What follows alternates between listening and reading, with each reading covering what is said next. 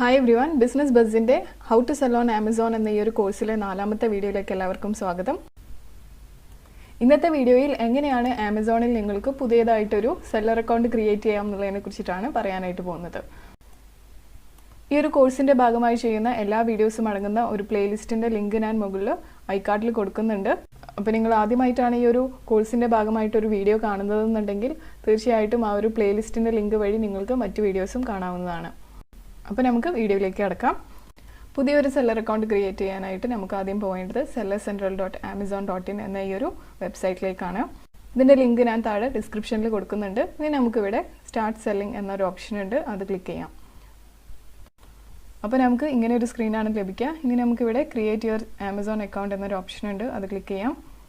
അപ്പോൾ നമുക്ക് ഇങ്ങനെ ഒരു സ്ക്രീനാണ് ലഭിക്കുക. ഇവിടെ നമുക്കിനി നമ്മുടെ പേരാണ് ആദ്യം കൊടുക്കേണ്ടത്. അപ്പോൾ നിങ്ങളുടെ ഫുൾ നെയിം ടൈപ്പ് ചെയ്ത് കൊടുക്കുക. അതിനുശേഷം നിങ്ങളുടെ മൊബൈൽ നമ്പർ ടൈപ്പ് ചെയ്ത് കൊടുക്കുക. അതിനുശേഷം ചോദിക്കുന്നത് നിങ്ങളുടെ ഇമെയിൽ അഡ്രസ്സാണ്. ഇമെയിൽ ഐ ഡി നിങ്ങൾക്ക് ഇപ്പോൾ വേണമെന്നുണ്ടെങ്കിൽ ഇപ്പോൾ ആഡ് ചെയ്യാം, ഇല്ലാന്നുണ്ടെങ്കിൽ പിന്നീട് ആഡ് ചെയ്യാം.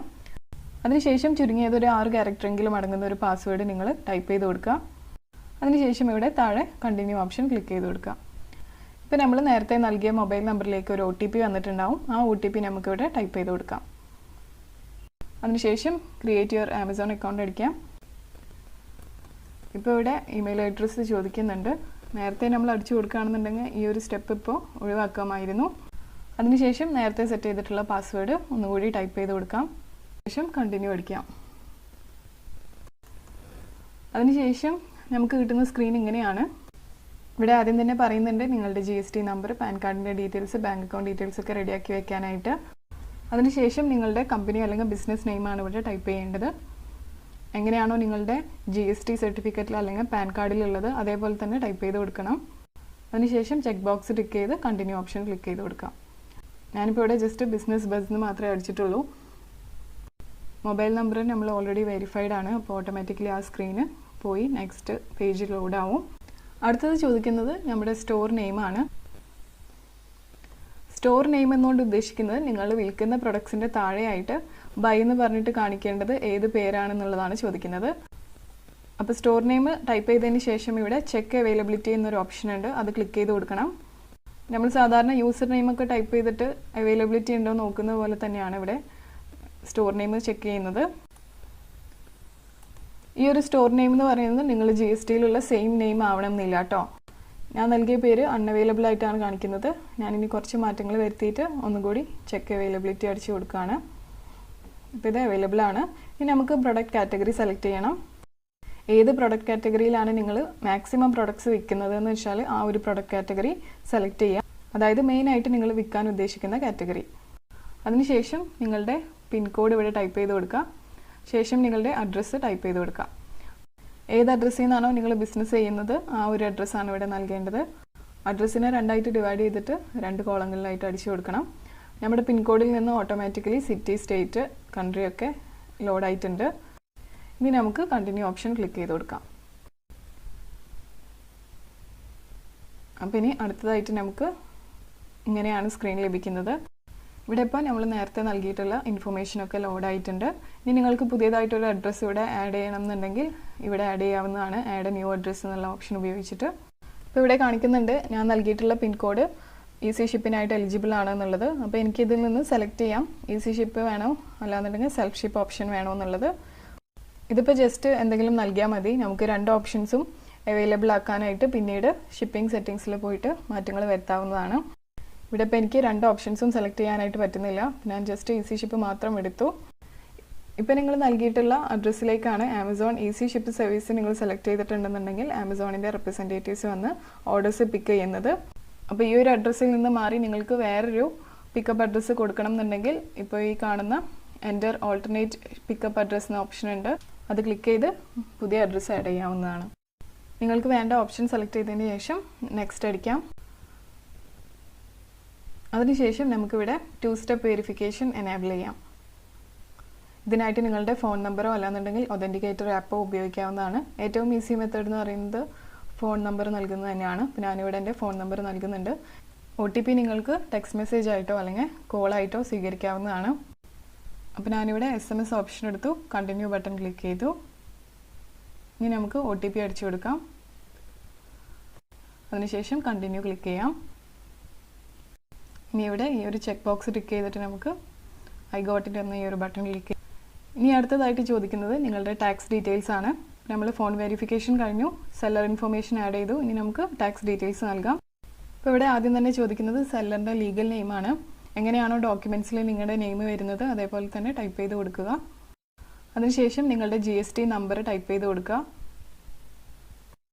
GST നമ്പർ നിങ്ങൾ നൽകി കഴിഞ്ഞാൽ ആ ഒരു GST നമ്പറിനോട് അറ്റാച്ച്ഡ് ആയിട്ടുള്ള പാൻ കാർഡ് നമ്പർ ഏതാണോ അത് ഓട്ടോമാറ്റിക്കലി അവിടെ ലോഡാവും. ഇനി നിങ്ങൾക്ക് നിലവിൽ ഇപ്പോൾ GST ഇല്ലയെന്നുണ്ടെങ്കിൽ ഐ വിൽ അപ്ഡേറ്റ് ലേറ്റർ എന്ന ഓപ്ഷൻ ഉപയോഗിക്കാം. ഇനി നിങ്ങൾ GST എക്സംപ്റ്റഡ് ആയിട്ടുള്ള കാറ്റഗറിയിലാണ് സെല് ചെയ്യുന്നതെന്നുണ്ടെങ്കിൽ സെക്കൻഡ് ഓപ്ഷൻ എടുക്കാം. നിങ്ങൾ GST എടുത്തിട്ടുണ്ട് പക്ഷേ ഡീറ്റെയിൽസ് പിന്നീട് ആഡ് ചെയ്യാം എന്നാണെങ്കിൽ മൂന്നാമത്തെ ഓപ്ഷൻ എടുക്കാം. ഇനി നിങ്ങൾ GSTക്ക് രജിസ്റ്റർ ചെയ്തിട്ടില്ല എന്നാണെങ്കിൽ നാലാമത്തെ ഓപ്ഷൻ എടുക്കാം. ഐ വിൽ അപ്ഡേറ്റ് ലേറ്റർ എന്ന ഓപ്ഷൻ എടുത്താലും മതി. ഞാനിപ്പോൾ നൽകിയിട്ടുള്ള GST നമ്പർ എന്ന് പറയുന്നത് ഓൾറെഡി എൻ്റെ വേറൊരു അക്കൗണ്ടായിട്ട് ലിങ്ക്ഡ് ആണ്. അതുകൊണ്ട് എനിക്കൊരു എററാണ് ലഭിക്കുക. ഞാനിവിടെ I will update later option എടുത്തു, നെക്സ്റ്റ് കൊടുത്തു. ഇനി നമ്മുടെ ഫൈനൽ സ്റ്റെപ്പിലുള്ള കാര്യങ്ങളാണ് ആഡ് ചെയ്യാനായിട്ടുള്ളത്.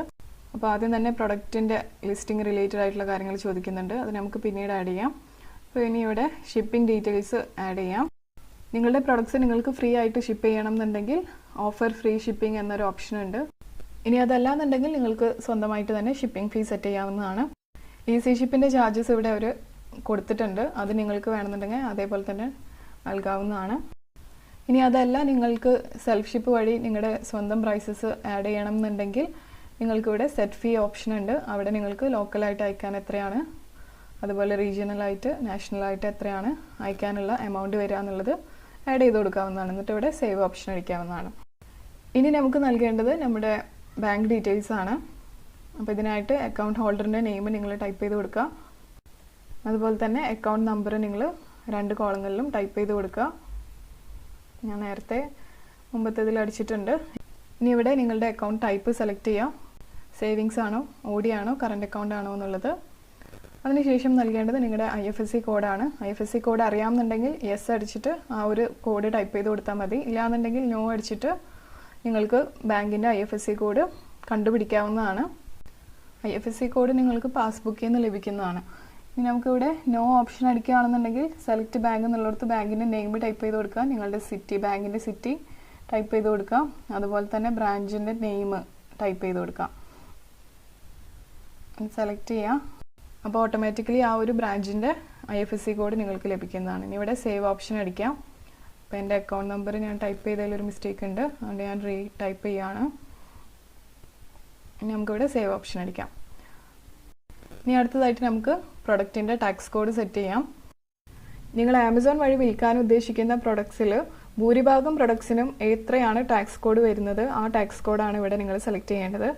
അപ്പോൾ നിങ്ങൾ ഒരുപാട് പല രീതിയിലുള്ള പ്രൊഡക്ട്സ് വിൽക്കുന്നുണ്ടെങ്കിൽ അതിന് റിലേറ്റഡ് ആയിട്ട് വരുന്ന ടാക്സ് റേറ്റ് എത്രയാണ്, GST ടാക്സ് റേറ്റ് എത്രയാണോ വരുന്നത് അതിനനുസരിച്ചിട്ടുള്ള ടാക്സ് കോഡ് സെലക്ട് ചെയ്യാം. അത്രയേ ഉള്ളൂ. ഭൂരിഭാഗം പ്രൊഡക്ട്സിന് 12% ടാക്സ് റേറ്റ് വരുന്നതെങ്കിൽ 12% കോളം സെലക്ട് ചെയ്യാം. 18 ആണെങ്കിൽ 18 എടുക്കുക, അങ്ങനെയാണ്. അപ്പോൾ ഇതാണ് ഡിഫോൾട്ട് പ്രൊഡക്റ്റ് ടാക്സ് കോഡ് എന്ന് പറയുന്നത്. ഞാനിപ്പോൾ ഇവിടെ 12% എടുത്തു. അതിനുശേഷം ചെക്ക് ബോക്സ് ടിക്ക് ചെയ്യുക, സേവ് ഓപ്ഷൻ അടിക്കുക. അപ്പോൾ ഇവിടെ ഗ്രീൻ ടിക്ക് വന്നു. ഇനി നമുക്ക് നെക്സ്റ്റ് സെക്ഷൻ ആയിട്ടുള്ള സിഗ്നേച്ചർ അപ്ലോഡ് ചെയ്ത് കൊടുക്കാം.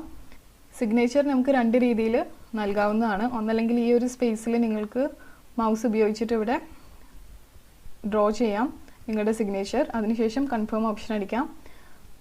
ഇല്ലാന്നുണ്ടെങ്കിൽ ഇവിടെ അപ്ലോഡ് ഓപ്ഷൻ അടിച്ചിട്ട് നിങ്ങളുടെ ഇമേജ്, സൈനിൻ്റെ ഇമേജ് സെലക്ട് ചെയ്തിട്ട് അത് അപ്ലോഡ് ചെയ്ത് കൊടുക്കാം. അപ്പോൾ നിങ്ങളുടെ ഫയൽ 2 MB കൂടാനായിട്ട് പാടില്ല. ഈ ഒരു സൈന് നിങ്ങൾ കസ്റ്റമേഴ്സിന് ഓർഡേഴ്സ് അയക്കുമ്പോൾ ഇൻക്ലൂഡ് ചെയ്യുന്ന ഇൻവോയ്സിൽ ഉണ്ടായിരിക്കുന്നതാണ്. അപ്ലോഡ് ചെയ്ത് കഴിഞ്ഞാൽ നമുക്ക് ഇതുപോലെ ഒരു ക്രോപ്പ് ചെയ്യുന്ന ഒരു ടൂൾ കിട്ടും. അപ്പോൾ ജസ്റ്റ് ഇതിൻ്റെ സ്ക്രീന് നിങ്ങളുടെ സൈന് കറക്റ്റായിട്ട് വരുന്ന രീതിക്ക് മാറ്റി കൊടുക്കുക. അതിനുശേഷം സേവ് ചെയ്യാം. അപ്പോൾ നിങ്ങൾക്ക് ചേഞ്ച് ചെയ്യണമെന്നുണ്ടെങ്കിൽ ചേഞ്ച് ഓപ്ഷൻ അടിക്കാം. കറക്റ്റ് ഫിറ്റിൽ വന്നതിന് ശേഷം കൺഫേം ചെയ്യാം. അപ്പോൾ ഇവിടെ സിഗ്നേച്ചറിനും ഗ്രീൻ ടിക്ക് വന്നിട്ടുണ്ട്. ഇനി നമുക്ക് continue to seller central option അടിക്കാം. അപ്പോൾ നമ്മളങ്ങനെ ആമസോണിൻ്റെ ഡാഷ്ബോർഡിലെത്തി. ഇപ്പോൾ ഇവിടെ ഒരു യെല്ലോ വാർണിംഗ് സൈനിൽ കാണുന്നത് റിട്ടേൺ അഡ്രസ്സ് മാനേജ് ചെയ്യാൻ പറയുന്നുണ്ട്. നമുക്ക് ഡിഫോൾട്ട് റിട്ടേൺ അഡ്രസ്സ് നമ്മൾ ഏത് അഡ്രസ്സാണോ നൽകിയത് അതിലേക്ക് തന്നെ ആയിരിക്കും നമുക്ക് ഓർഡേഴ്സ് ഇനി റിട്ടേൺ വരികയാണെന്നുണ്ടെങ്കിൽ ആമസോൺ ഡെലിവറി ചെയ്യുന്നത് എന്നുള്ളതാണ് കാണിക്കുന്നത്, ഈസി ഷിപ്പ് ഓർഡേഴ്സൊക്കെ. അപ്പോൾ ആ അഡ്രസ്സ് നിങ്ങൾക്ക് ചേഞ്ച് ചെയ്യണമെന്നുണ്ടെങ്കിൽ വേറെ അഡ്രസ്സ് വേണമെങ്കിൽ ഇവിടെ സ്ക്രീനിൽ കാണുന്നത് പോലെ ആഡ് ചെയ്ത് കൊടുക്കാവുന്നതാണ്.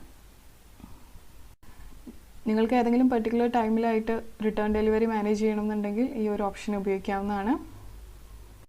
അപ്പോൾ ഇത്രയേ ഉള്ളൂ. ഇങ്ങനെയാണ് സെല്ലർ അക്കൗണ്ട് ക്രിയേറ്റ് ചെയ്യുന്നത്.